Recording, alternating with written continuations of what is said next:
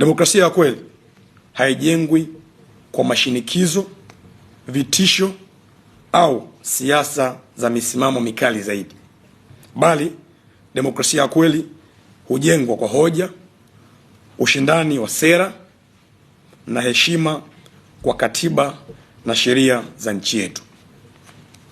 Kila chama cha siasa kina haki ya kushiriki na kutoshiriki katika mchakato wowote wa kisiasa. Naomba nieleweke. Katika vyama vyote ambavyo vimesajiliwa, kila chama cha siasa kina haki ya kutoshiriki au kushiriki kwenye mchakato wote wa kisiasa.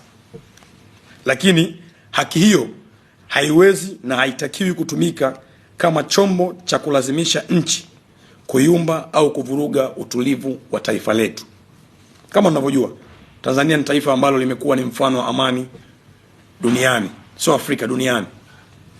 Kwa hiyo ni muhimu kwa Watanzania watambue kwamba lengo la vyama vya siasa ni si kusambaratisha nchi, bali lengo la chama cha siasa ni kushinda dola ili kutekeleza sera zao, ambazo sera hizo lazima ziwe zimelenga maendeleo ya nchi na kwa wananchi wenyewe.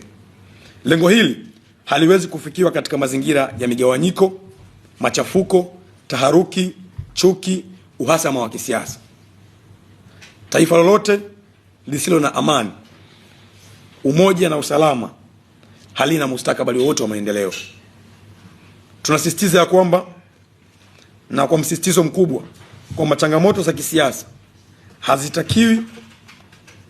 haziwezi kutatulia Watanzania maendeleo. Changamoto za kisiasa, taharuki za kisiasa hazitatuliwi kwa maandamano wala kwa hamasa za uvunjifu wa amani.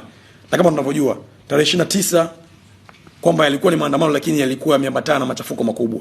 Watu wengi waliweza kudhurika, watu wengi walipata hasara, watu wengi pengine kuna wengine ambao walipoteza maisha kutokana na mazingira ya maandamano yaliyokuwepo, kutokana na vurugu ambazo zilitokea tarehe 29.